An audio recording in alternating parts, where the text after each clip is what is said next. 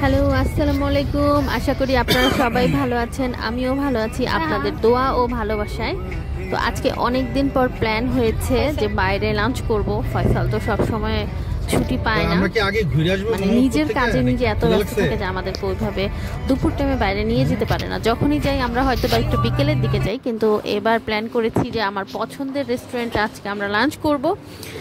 এটা হচ্ছে থাই signature restaurant. এটা হচ্ছে গুলশান 1 থেকে 2 এর দিকে যেতে আগোড়া RM সেন্টার আগোড়ার বিপরীত পাশের বিল্ডিংয়ে ফেস নিব। তো এই রেস্টুরেন্টটা হচ্ছে একজন থাই ওনারের। তো ওনাদের যে খাবারগুলো সবগুলো থাই স্টাইলে করা হয়, থাই চাইনিজ স্টাইলে করা হয়। ওদের ইন্টেরিয়র ডিজাইনটা আমার কাছে খুব ভালো লাগে এবং নিরিবিলি খুব সুন্দর একটা পরিবেশ। এখানে কোনো ক্রাউড নাই, কোনো এক্সট্রা কোনো কিছু মানে চিৎকার চেঁচামেচি বা অনেক মিউজিক এমন কিছুই নেই। সব কিছু খুবই নর্মাল এবং শান্তশিষ্ট একটা পরিবেশ, যার কারণে আমার কাছে এই রেস্টুরেন্টটা খুবই ভালো লাগে। এটা নিয়ে আমার এখানে তৃতীয়বার আসা। ওদের খাবারগুলোও খুব ভালো লাগে। তো এখানে দেখেন বাপ বেটি মিলে মেনু দেখছে, আর এখানে আমার শাশুড়ি মা বসে আছে। আমি আর আমার শাশুড়ি মা এক পাশে বসেছি, আর আমার মেয়ে এবং তার পাপা এক পাশে বসেছে।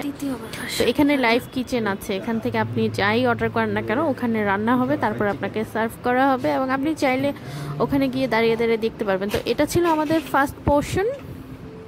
এখানে আমি কোকোনাট স্যুপ উইথ পর্ন নিয়েছি, কাশু নাট সালাদ নিয়েছি, মোমো নিয়েছি, আর হচ্ছে পর্ন ফ্রাই নিয়েছি। তো এই যে ওদের কাশু নাট সালাডটা, এটা আমার কাছে খুবই ভালো লেগেছে, অন্য রেস্টুরেন্ট থেকে একটু ডিফারেন্ট। আর এই যে স্যুপটা, ফয়সাল দেখে বললো কি যে এটা কি টেস্টি হবে, আমি বলছি হ্যাঁ অনেক টেস্টি হবে, ওদের সব খাবারই খুব মজা হয়, এটাও ভালো লাগবে। যেহেতু এটা আমাদের ফার্স্ট টাইম ট্রাই করা ছিল, সি ফুড দিয়ে কোকোনাট মিল্ক দিয়ে এই স্যুপটা করা, এবং বিশ্বাস করেন এত মজা হয়েছে। সবাই তো এক বাটি করে খেয়েছে, কিন্তু লাস্টে যা ছিল সব আমি খেয়ে ফেলেছি। মানে আমি প্রায় 1.5 বাটির মতো হবে আমি খেয়েছি, এত ইয়াম্মি ছিল। আপনারা যদি থাই রেস্টুরেন্টে যান এই স্যুপটা অবশ্যই ট্রাই করবেন, এটা সত্যি খুব মজার একটা স্যুপ ছিল। সব সময় তো সবাই দেখা যায় থাই স্যুপটা অর্ডার করে, কিন্তু এটা খেয়ে দেখবেন, এটা খুব ভালো লেগেছে। আর এই ছিল আমার প্লেট। আমি শুধু আমার প্লেটটাই ভিডিও করেছি, ওই যে বাপ বেটি খাচ্ছে। হ্যাঁ, খাবারটা খুব মজা হয়েছে। এই যে কাশু নাট সালাডটা আমি লাস্টে আবার একটু নিয়েছি, মানে আমি আসলে বেশি খেয়ে ফেলেছি এবং এটা খুব ভালো লেগেছে। এরপর আমরা এখানে অনেকগুলো ফটোশ্যুট করলাম, সেখান থেকে মাত্র 3টা ছবি দিয়েছি। হ্যাঁ, তো এই ফটোশ্যুট করার পর আমাদের সেকেন্ড পোর্শন চলে আসছে। সেকেন্ড পোর্শনে আমি অর্ডার করেছিলাম ওদের সি ফুড ফ্রাইড রাইসটা, যেটা খুবই ফ্রেশ এবং ইয়াম্মি ছিল, আমার কাছে খুবই ভালো লেগেছে। এবং এখানে আমি এই রাইসটাই সবসময় অর্ডার করি। আর সাথে ছিল বিফ কারি অ্যান্ড হচ্ছে কোরিয়ান স্টাইলে উইংস ফ্রাই ছিল এখানে।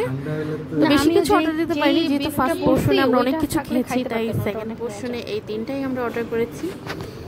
এবং আমি আমার প্লেটটা সাজিয়ে নিচ্ছি। এখানে আমি ফ্রাইড রাইস নিয়েছি, আর এখানে আমি যে উইংস নিয়েছি, বিফ কারিটা নিয়েছি। ওদের বিফ কারিটাও মজা, তবে আমি সেকেন্ড টাইম এসে যে ফুডটা নিয়েছিলাম বিফ কারির, ওইটা বেশি মজা ছিল, কিন্তু আমি না ওইটার নাম ভুলে গেছি, তাই বলতে পারতেছিলাম না। তারপরও যতটুকু খেয়েছি আলহামদুলিল্লাহ। বললামই তো যে ওদের খাবারগুলো খুব ফ্রেশ হয় এবং টেস্টি হয়। এই যে আমার মেয়ে এবং তার পাপা খাচ্ছে, আমার শাশুড়ি মাও খাচ্ছে, উনি খুব এনজয় করেছে, এটাই হচ্ছে বড় কথা। কারণ উনি তো সবসময় বের হয় না, আমরা তো চাইলেই বের হই, কিন্তু উনি তো বের হতে পারে না, উনি বয়স্ক মানুষ এবং অসুস্থ মানুষ।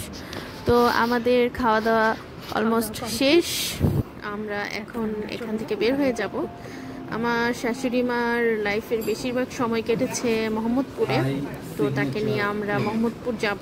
মোহাম্মদপুর যে এরিয়াটা আছে ওইটা তাকে একটু ঘুরিয়ে নিয়ে আসবো, হয়তো ওনার পুরনো কোনো স্মৃতি মনে পড়বে, একটু ভালো লাগবে, তো সেটাই আমাদের ইচ্ছা।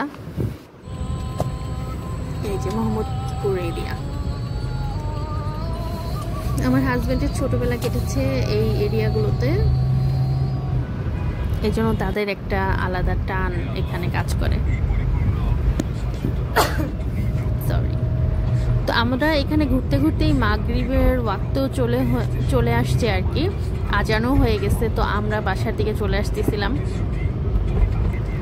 তো বাসায় এসেই আমার শেষ বা সর্বপ্রথম যেটাই বলেন না কেন কাজটা হচ্ছে আমার এই বাবুটাকে খাওয়ানো, কারণ আমাকে না দেখলেও পাগল হয়ে যায়। যেহেতু আজকে প্রায় 4 ঘন্টা যাবত আমি বাইরে ছিলাম, সে তো রাগ করে বসে আছে, তো তাকে একটু আদর করে খাওয়াই দিচ্ছি। ও একমাত্র পাউচ বাদে কোনো খাবারই নিচে থেকে খায় না, সব কিছু ওকে এভাবে এভাবে নিয়ে নিয়ে মুখে তুলে তুলে খাওয়াতে হয়।